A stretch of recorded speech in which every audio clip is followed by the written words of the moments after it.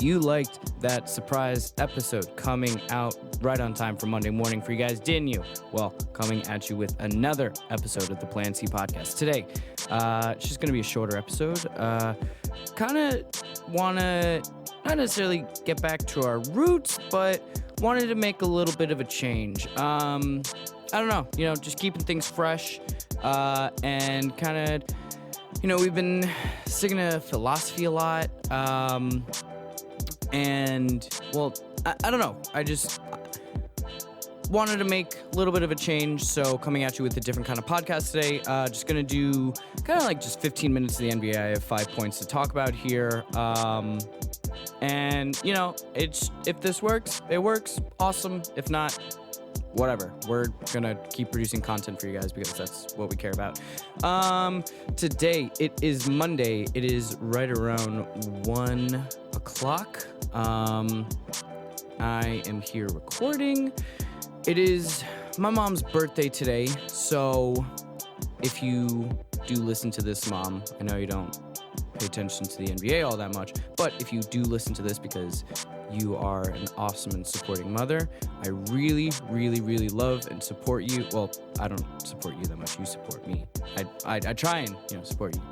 Put away, just do favors around the house when I can, living rent free. So it's not like I can really do that much. But anyway, my mother loves and supports me, and that means the actual world to me. So thank you, Mom. You are the freaking best. Happy birthday. And when you're listening to this, I hope that the day was awesome. Anyway, 5 things that I'm going to kind of talk about.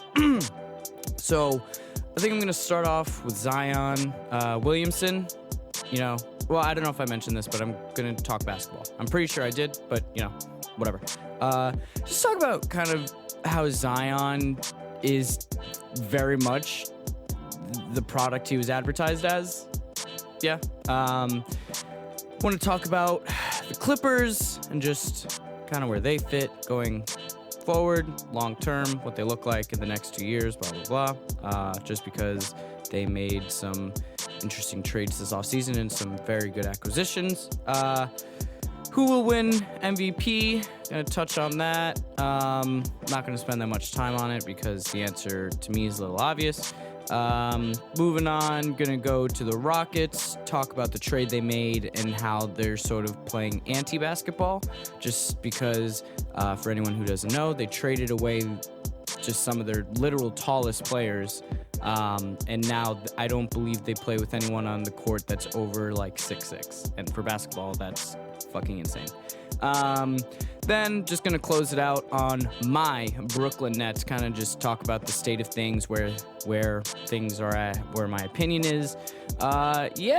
So if you enjoy what this podcast, this specific one is, please let me know, because we just want to put out content. We want to put out content that we enjoy making. And that could be anything. It could be basketball, Cameron talking about anime, us talking about philosophy, politics, literally whatever. We just want to hear from people what, their interests are, so that we can see if our interests align and, make a great podcast that people want to listen to. That's kind of the hope.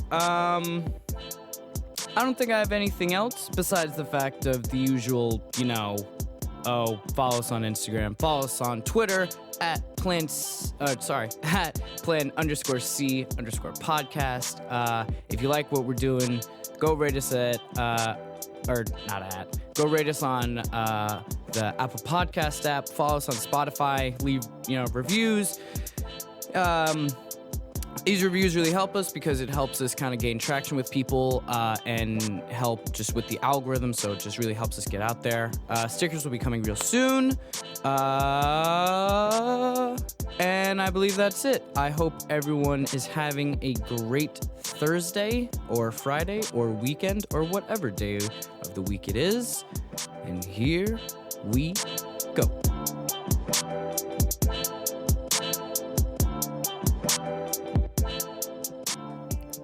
All right, guys. So, NBA. Starting on the number 1 overall pick in the previous draft, Zion Williamson. This scary, scary man. You watch him play, you watch the highlights, and he is just moving faster than everyone. He is bigger than everyone. He is quicker. You know the difference between being quick and fast. He's quicker and faster than everyone. He always seems to make the right pass.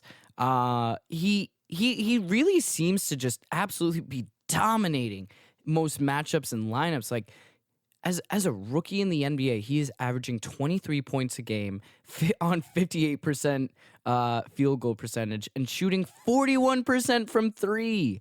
That's crazy. That's so crazy. He can't even drink yet, and he has the ability to dominate players who have been in the league for years and years and years, and just the ability to bully people. And when I say bully, I mean just literally snatch the ball from somebody and just freaking ram it home right in the rim. This kid is incredible. I think he's actually better than advertised because nobody saw the 3-point shot coming, right? At least not at a 41% clip. Obviously, this is a relatively small sample size because he's only been playing since December, right? December or January. So hasn't been playing that long. Still freaking putting in work, and it is still his first year. His ceiling is so freaking high. He's like, and I don't, ceiling basketball player, whatever. But he passes all the eye tests. This kid is so good, and just keep an eye out for him. Just keep an eye out for him because I really think he's going to rip apart the league. All right, moving on to the next part. Going to talk about the Clippers, the Los Angeles Clippers. They, this summer, made a trade for Paul George, who... very good player, very good two-way player. And if you don't know what two-way player means, it means they're good on offense and on defense. Great player. He is a great three-point shooter. He's great for the modern NBA. But the problem is that he sort of stops the ball. And what I mean by saying that is when the ball passes to him, the offense kind of stops working, and it's kind of just, okay, well, Paul's gonna do his thing. Let's see what's going on.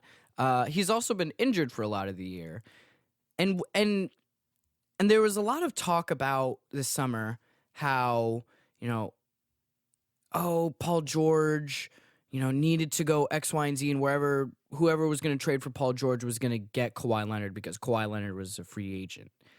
And the Clippers go out and they trade all these assets to, acquire PG so that Kawhi joins their team and not the Lakers.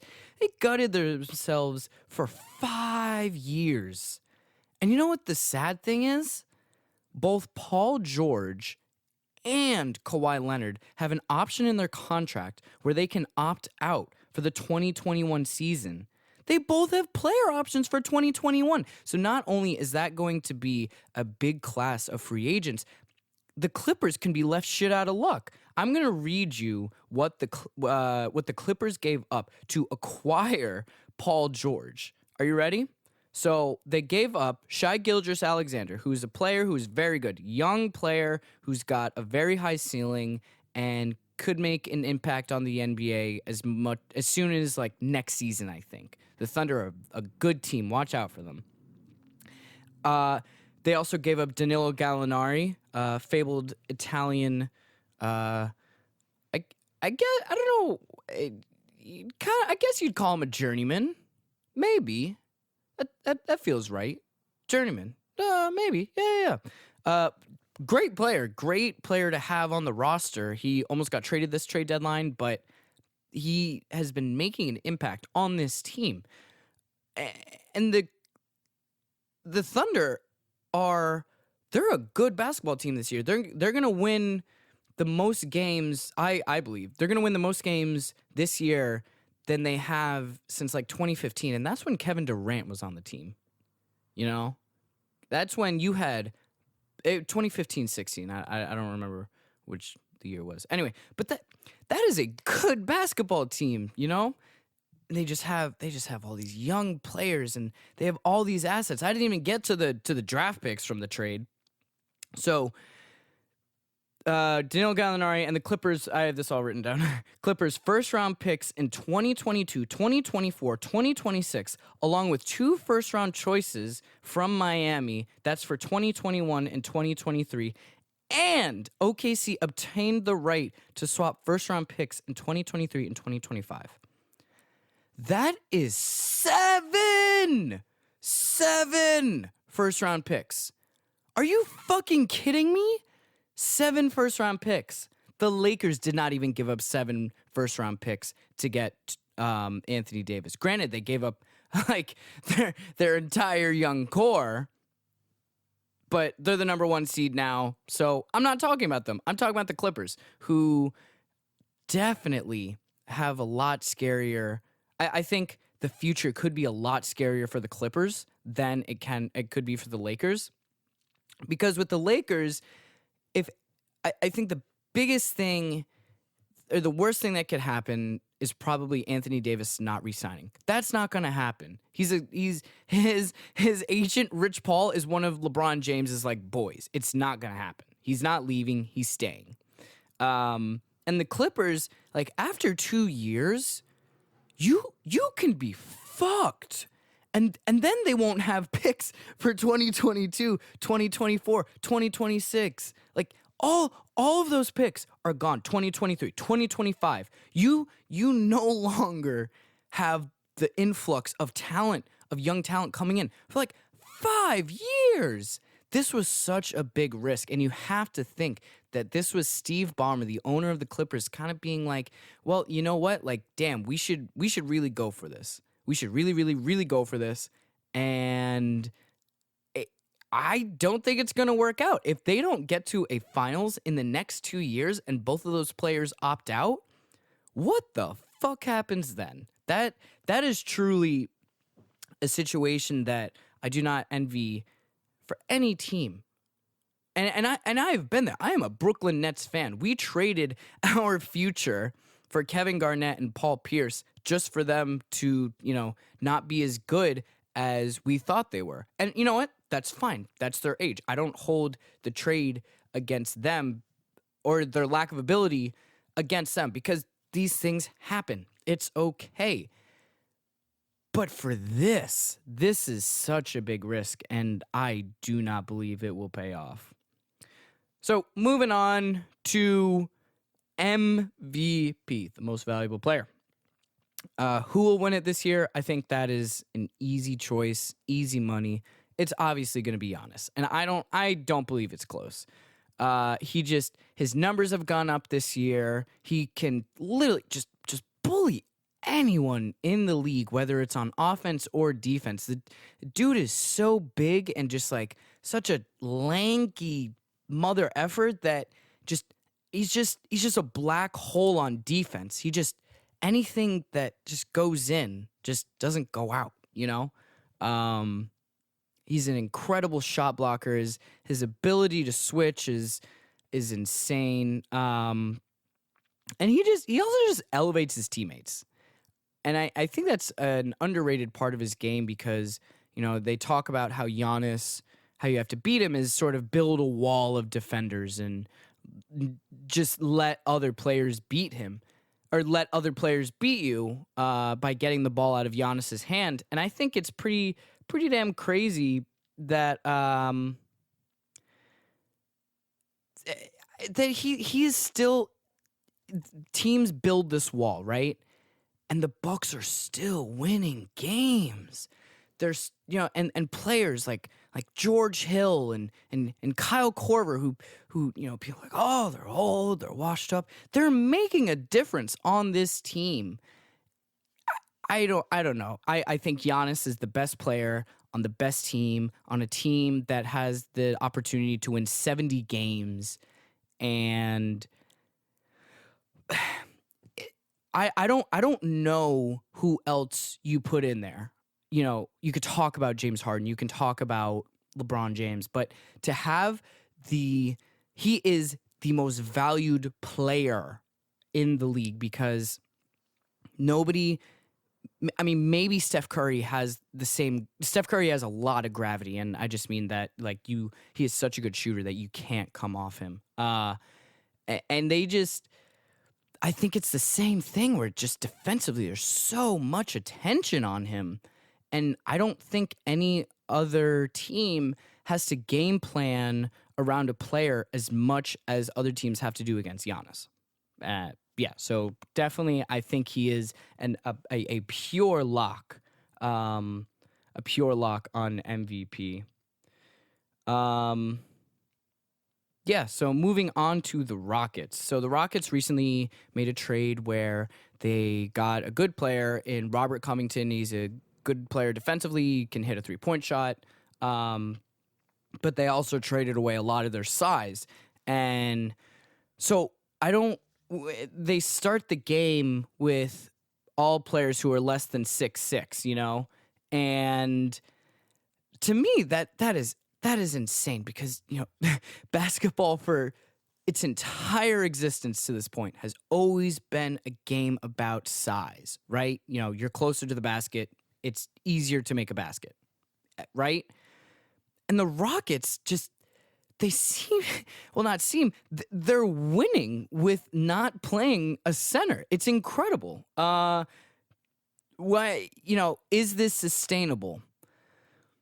It's really hard to say because shooting is so streaky. That is literally the nature of shooting a basketball. You know, sometimes no matter how good your form is, no matter how good it felt coming off your fingers, it's just not going to go in. You know, for whatever reason, it's just not going to go in. And I think that that the Rockets got in trouble with this a couple of years ago against the Golden State Warriors in the playoffs where they missed, I think it was 27 threes in a row in a game. And it cost them. They lost the series because of that. They couldn't close out a game because they couldn't hit a three. And I think that when you're reliant on shooting, especially this day and age, it is so easy to fall into, we can just make a shit ton of three-pointers. We're just going to make a ton of threes and we're just not going to worry about, size. We're going to space the floor. We're going to have everyone just flying on offense. But again, it's working. Since they've made this trade, they've only lost one game, and that was against Phoenix. But their second best player, Russell Westbrook, wasn't even playing. So it's like, wow, is this just a gimmick, or is this actually, is this gonna happen? It makes you question: is this the future of basketball? Will basketball eventually just be about hitting a jump shot and not necessarily about size anymore? It's an interesting thing to think about, because if this does, what if the Rockets win a championship this season? And I think it's more likely than it was last season. They don't have to see Kevin Durant in the playoffs. Granted, you do have to see LeBron James, but it's not LeBron James of old. But I think that the playoffs can still stack out in a way where, if it's James Harden in one game and for him to win it alone, there's not a lot of people I would take over that. So I just think that, yes, I do believe that this will work. Yes, I know I said shooting can be inconsistent, but I think we're at a place in basketball where if you have a handle and you have a shot, you can fit in almost everywhere. I know that's kind of stupid, but it's true, because they're just going to space the shit out of the floor and just shoot threes. And they've been winning. So who the hell knows? It's certainly not attractive basketball when you're watching it. It's kind of just like, oh man, they're just going to just stand there and wait for them to just dribble it out, and Harden and Westbrook to do it's not that fun to watch, but it's very interesting to see that, they're winning games.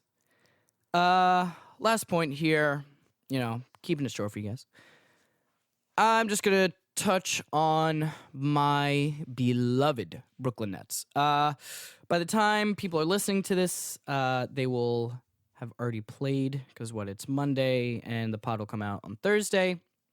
So they will already have played. They're playing the dreaded Orlando Magic tonight. Hopefully they'll win. It's going to be an important game because we want to keep up positioning for playoffs. Don't want to play the dreaded Milwaukee Bucks, who I talked about earlier. I think that this season especially, going into it, no matter what, we kind of knew it was going to be a throwaway season because, our best player isn't going to be on the court all season.